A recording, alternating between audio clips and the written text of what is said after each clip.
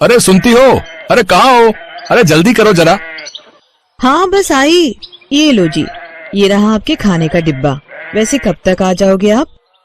अरे अब मैं अभी से क्या बताऊं है? अगर ये सही कीमत पर और जल्दी बिक गया तो जल्दी आ जाऊंगा। इंशाल्लाह। वैसे क्या उम्मीद है, कितनी कीमत मिल जाएगी इसकी? देखो, जो मुझे पता लगा है, इस बार बकरे पहले से भी महंगे बिक रहे हैं, तो हमें भी मिल ही जाने चाहिए। कम से कम 10-12 हजार की तो उम्मीद है ही। और फिर उन पैसों से क्या करोगे? अब थोड़े दुकान में लगाऊंगा, और हाँ, तुम्हारे लिए एक जोड़ी पायल भी खरीद दूंगा। अब खुश? अरे वाह, शुक्रिया जनाब। अब जल्दी से जाइए और इसे बेचकर जल्दी से वापस आ जाइए। ठीक है, जा रहा हूँ। ये कहानी है रहीम और उसकी बीवी सईदा की। रहीम नमकीन का ठेला लगाता था और घर के खर्च में मदद करने के लिए सईदा बकरियां पालती थी। वो बकरियों का दूध बेचती और जब कोई बकरा पैदा होता था तो उसे बकरीद पर बेचकर कुछ पैसे अलग से भी मिल जाते थे। इस बार भी रहीम ऐसे ही एक बकरे को बेचने जा रहा था। उसे और सईदा को बहुत उम्मीद थी कि बकरे के अच्छे दाम मिल जाएंगे। फिर बाजार पहुंचने के बाद, ओहो, कितनी देर हो गई। मेरे बकरे की तरफ तो किसी ने एक बार देखा तक नहीं। हाँ भाई, मैं भी सुबह से खड़ा हूँ, एक बकरा भी नहीं बिका। इस बार अगर ग्राहकी कम रही तो फिर तो मिल गए दाम बकरे के, और तुम्हारे बकरे तो फिर भी तगड़े हैं। आज नहीं तो कल बिक ही जाएंगे। मुसीबत तो मेरे साथ है। मेरा ये मरियल बकरा कौन खरीदेगा? अरे तुम परेशान ना हो, जिसके पास ज्यादा पैसे होंगे वो मेरे से बकरा ले जाएगा, और जिसका परिवार छोटा होगा या कम पैसे होंगे वो तुम्हारा बकरा ले लेगा। अल्लाह करे ऐसा ही हो। रहीम और उसका दोस्त सुलेमान आपस में बातें कर ही रहे थे कि तभी एक सेठ वहाँ आया। उसे सुलेमान का बकरा पसंद आया और उसने फौरन पूरे 15,000 देकर सुलेमान का एक बकरा खरीद लिया। और फिर, मुबारक हो सुलेमान भाई, तुम्हारा बकरा तो सही कीमत पर बिक गया। हाँ भाई, अल्लाह का शुक्र है। अच्छा, अब मैं चलता हूँ, बाकी बकरे कल बेचूंगा। ठीक है भाई। अरे ये तो बताओ कि मैं कितने तक में बेच दूं इसे? मेरे हिसाब से 10,000 से नीचे तो मत ही बेचना, बाकी ऊपर जितने मिल जाए उतना अच्छा। सुलेमान निकलने की तैयारी करने लगा, तभी एक और कार वहाँ पर आकर रुकी और फिर उस कार में से एक आदमी बाहर निकला। हाँ भाई, कितने का दे रहे हो ये बकरा? 12,000 रुपए का हुजूर। और भाई सुलेमान, कैसे हो? जी ठीक हो मालिक। अरे रहीम, ये गफ्फार भाई हैं, वो जो दाल मिल है ना, वो इन्हीं की है। बहुत बड़े आदमी हैं ये। अच्छा, आदाब अर्ज़ है मालिक। हाँ, आदाब। अब बताओ, ये बकरा कितने का दोगे? आप 11,000 ही दे दीजिए मालिक। ठीक है, एक काम करो तुम। क्या नाम बताया तुमने अपना? जी रहीम। हाँ तो रहीम, एक काम करो, शाम को आकर मेरी मिल से पैसे ले जाना, ठीक है? जी पर मैं अरे भाई, बटुआ भूल आया हूं मैं अपना सुलेमान, जरा समझाओ इसे भाई। हाँ सेठ जी, कोई बात नहीं, आप जाइए, ये आकर ले जाएगा पैसे। सुलेमान की तरफ देखकर गफ्फार मुस्कुराया और फिर बकरा लेकर वहाँ से चला गया। उसके जाते ही रहीम ने सुलेमान से कहा, सुलेमान भाई, मेरे पैसे? हाँ, तुम फिक्र मत करो। अरे करोड़पति आदमी है, 11,000 उनके लिए धूल के बराबर है। तुम शाम को चले जाना उनकी मिल पर और ले आना अपने पैसे। ठीक है भाई, तुम कहते हो तो। सुलेमान अपने घर चला गया और रहीम बुझे मन से अपने घर की तरफ बढ़ गया। घर पहुँचते ही सईदा ने उससे पूछा, क्या हुआ जी, बिक गया बकरा? हाँ, बिक तो गया पर पैसे नहीं मिले। बिक गया पर पैसे नहीं मिले मतलब? सईदा ने रहीम की पूरी बात सुनी और फिर उसे समझाते हुए बोली, अरे तो जब सुलेमान भाई ने कहा है तो घबराने की क्या जरूरत है। अच्छा चलिए, मैं खाना लगा देती हूँ, शाम को आप चले जाना और पैसे ले आना, ठीक है? सईदा और रहीम दोनों बेफिक्र थे, लेकिन उन्हें क्या मालूम था कि गफ्फार एक नंबर का कंजूस और लालची आदमी था। शाम को जब रहीम गफ्फार की मिल पर पैसे लेने गया तो मिल के गेट पर बैठे गार्ड ने उसे ये कहकर वापस भेज दिया कि अभी साहब नहीं है, कल आना। रहीम मुंह लटकाकर वापस आ गया। अगले दिन भी यही हुआ।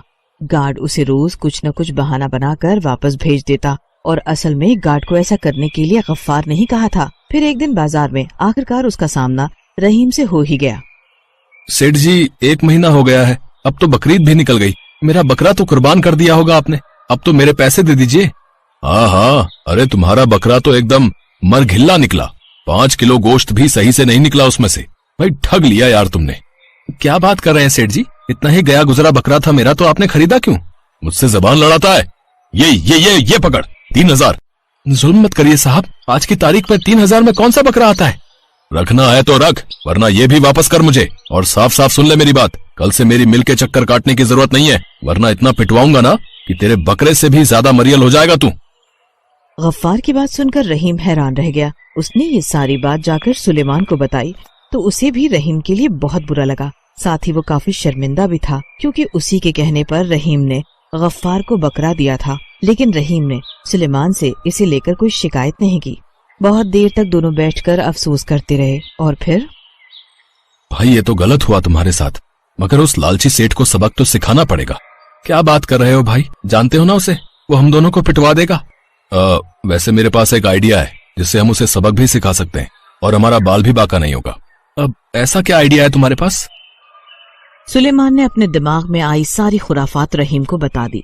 फिर दोनों ने गफ्फार को सबक सिखाने के लिए पूरा साल इंतजार किया और फिर जब दोबारा बकरीद नजदीक आई तो इस बार भी रहीम अपना बकरा बेचने के लिए बाजार में खड़ा था। लेकिन इस बार उसका बकरा पिछली बार के मुकाबले काफी तगड़ा था और इसके अलावा एक बहुत बड़ी खासियत ये थी कि उसके बकरे के माथे पर अल्लाह का नाम गुदा हुआ था। पूरे इलाके में खबर थी कि रहीम के घर एक ऐसा बकरा पैदा हुआ है जिसके माथे पर उसके जन्म से ही अल्लाह का नाम कुदरती तौर पर लिखा हुआ है और इसी वजह से वो बहुत ही बरकती बकरा है। ये खबर उड़ते उड़ते लालची गफ्फार के पास भी पहुंची और फिर गफ्फार ने फौरन सुलेमान को अपने पास बुलवाया। आओ आओ सुलेमान मियाँ, अरे सुना है वो रहीम के घर ऐसा बकरा है जिसके माथे पर कुदरती अल्लाह लिखा हुआ है। जी सेठ जी, मैंने खुद देखा। अरे क्या करामाती बकरा है, जब से पैदा हुआ है रहीम के सारे कर्जे उतर गए, उसकी कमाई चौगुनी हो गई और तो और उसकी बीवी की लंबी बीमारी भी ठीक हो गई। अच्छा, तो वो कितने में देगा वो बकरा? मुश्किल है सेठ जी, शहर से एक पार्टी आई थी, पूरे 95 लाख की बोली लगा कर गई है उस बकरे की, तो रहीम आपको तो नहीं बेचेगा वो बकरा। अरे मैं जानता हूँ, इसीलिए तो तुमको बुलाया है।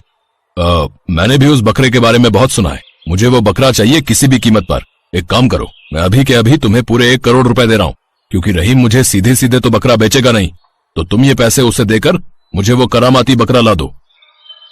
ठीक है सेठ जी, वैसे मुश्किल तो है पर मैं कोशिश करके देखता हूँ। सुलेमान उसी शाम को रहीम का बकरा लेकर गफ्फार के पास आ गया। उसके माथे पर अल्लाह लिखा देख गफ्फार बहुत खुश हुआ। उसे लगा अब उसकी कमाई भी चौगुनी हो जाएगी और उस बरकती बकरे को कुर्बानी से उसके घर में चल रही सारी परेशानियां भी दूर हो जाएंगी। लेकिन फिर अगले ही दिन जब उस बकरे को नहलाया गया तो पता चला कि उसके माथे पर जो निशान था वो कुदरती नहीं था, बल्कि पक्की स्याही से लिखा गया था, जो नहलाने पर धीरे धीरे रंग छोड़ रहा था।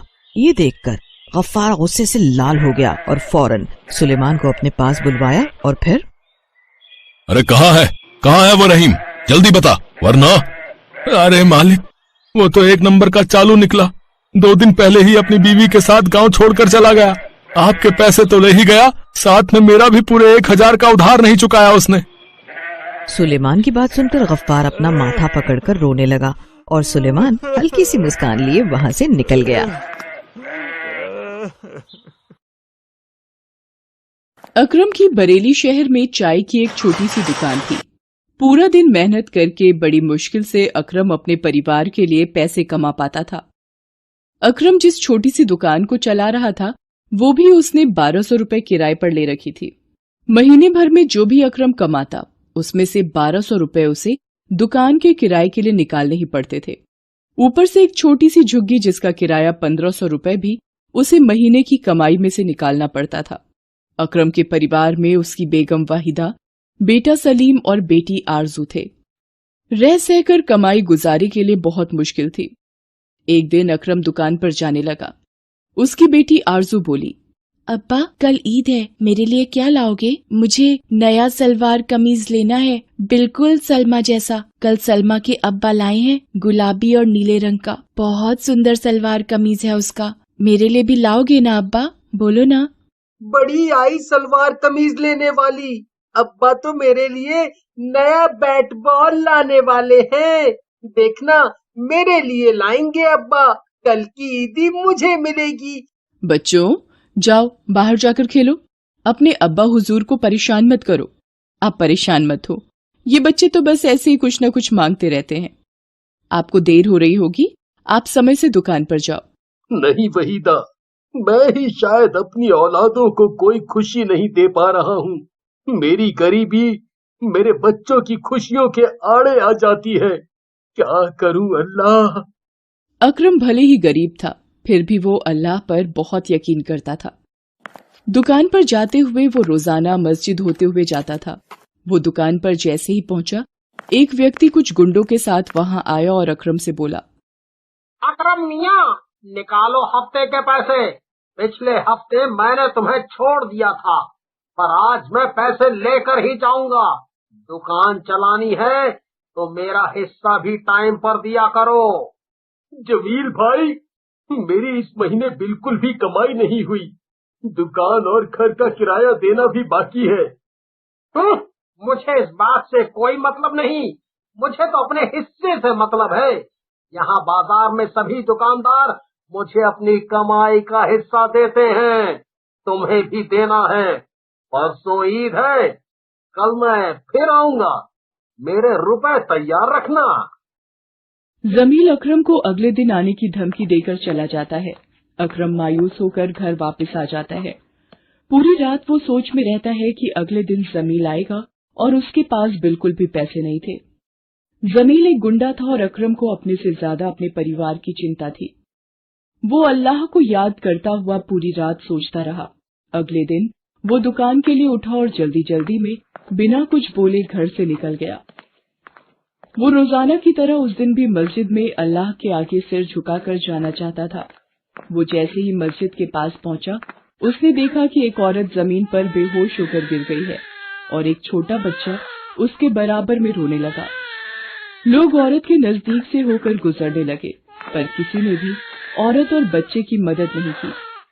अकरम तेजी से उस औरत के पास गया और बच्चे को उठाकर अकरम ने एक रिक्शे वाले को रोका।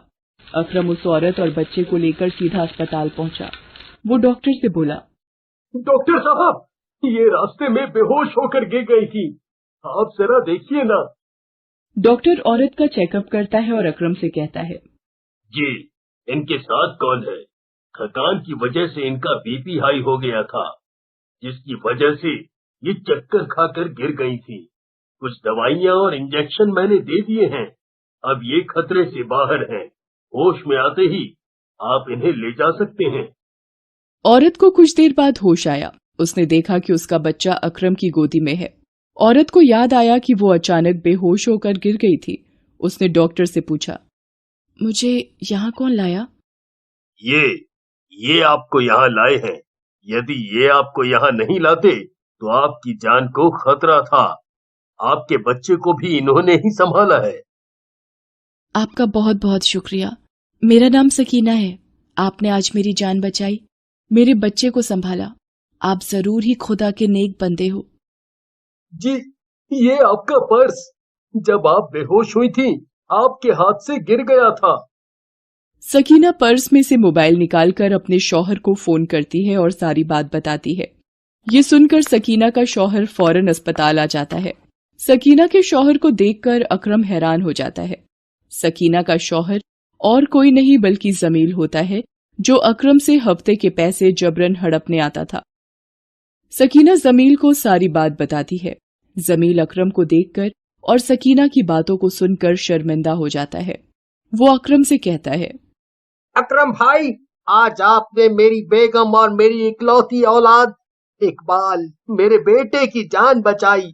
आपने मेरे ऊपर ये बहुत बड़ा एहसान किया है। कोई और होता तो कुछ भी कर सकता था, पर अल्लाह के रूप में आप आ गए अकरम भाई। आपका मुझ पर और मेरे परिवार पर बहुत बड़ा एहसान है। मैंने आपके साथ बहुत गलत किया। मैं गलत इंसान हूँ। मैं आज तक किसी गरीब की मेहनत के पैसे लूटता आया हूँ। शायद ये अल्लाह ने मुझे सबक दिया है। मैं कसम खाता हूँ कि कभी किसी गरीब की मेहनत और ईमानदारी की कमाई पर कब्जा नहीं करूंगा। अल्लाह, मुझे माफ कर दो। जमील मियां, आपने अल्लाह के आगे अपना गुनाह मान लिया। वो आपको माफी जरूर देंगे। और मैंने आप पर कोई एहसान नहीं किया। अल्लाह तो यही कहते हैं कि जरूरतमंदों की मदद करना ही इंसान का फर्ज है। मैंने जो किया उसमें अल्लाह की मर्जी थी जमील भाई। अकरम भाईजान ने हमारी इतनी मदद की है, हमारा भी कुछ फर्ज बनता है। मैंने सब कुछ सुन लिया है, आप अपनी गलती को सुधार सकते हो। कल ईद है और ईद के पाक दिन पर आप अकरम को उसकी मेहनत के लिए हुए सारे रुपए लौटा दीजिए। आपके गुनाह अल्लाह माफ कर देंगे। जमील अकरम से लिए सारे पैसे लौटा देता है और दोबारा किसी भी गरीब के साथ ऐसा बर्ताव न करने की कसम लेता है। घर आकर अकरम सारी बात अपनी बेगम को बताता है। वो भी अल्लाह का शुक्रिया अदा करती है। अगले दिन अकरम अपने परिवार के साथ खुशी खुशी ईद मनाता है। जमील भी अपने परिवार के साथ अकरम के घर पर ईद पर उपहार और मिठाइयां लेकर आता है। अकरम और जमील के परिवार खुशी खुशी ईद मनाते हैं। सभी दुकानदार भी जमील का बदला हुआ बर्ताव देखकर अकरम की तारीफ करते हैं।